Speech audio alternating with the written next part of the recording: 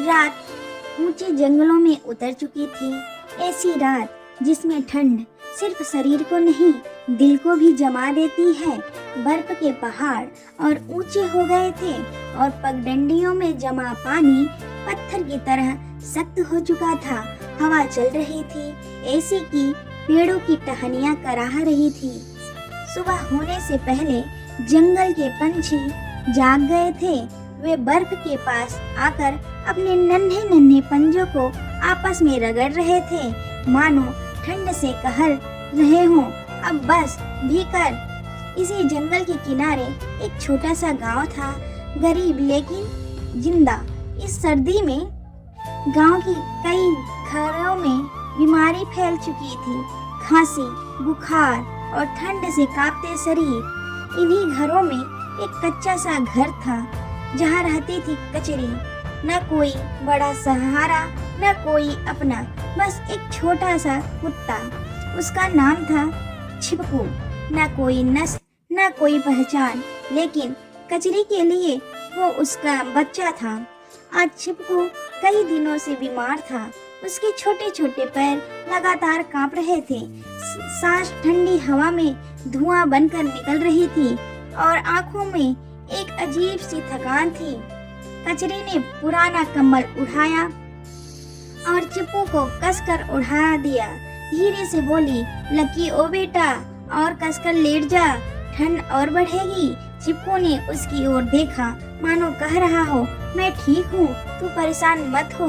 कचरी उठी, रसोई में गई, सोचा चाय बना लो, शायद थोड़ी गर्मी मिल जाए। गैस जलाने की कोशिश की, टक टक, कुछ नहीं हुआ। उसका दिल बैठ गया, अरे भगवान, आज ही गैस खत्म होनी थी क्या? कचरी ने तुरंत गैस वाले को फोन लगाया, भैया हमारा सिलेंडर खत्म हो गया है, नया चाहिए, कितने का पड़ेगा? दीदी, इस सर्दी में सारे गैस सिलेंडर खत्म हो गए हैं, नया 3 दिन बाद मिलेगा। 3 दिन? बिना आग के इस ठंड में कचरी की आंखें भर आई। उसरा ठंड और तेज हो गई, बर्फ उसे दिल पर गिर रही हो। कचरी ने अपना साल चिप्पू को दे दिया, खुद एक कोने में बैठकर कांपती रही।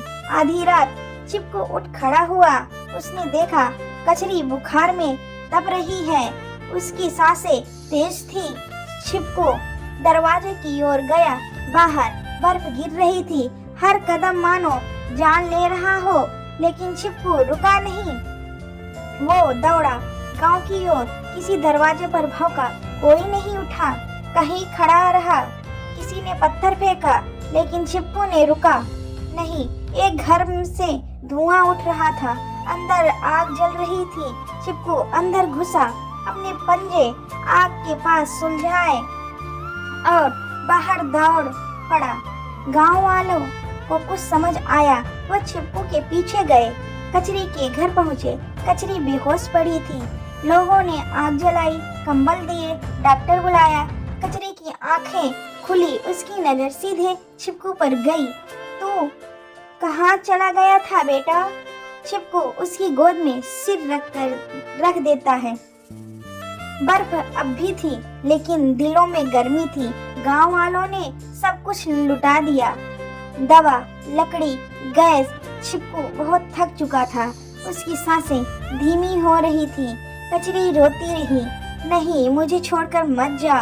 चिप्पू की आंखों में सुकून था, जैसे कह रहा हो, अब मेरी ड्यूटी पूरी हुई।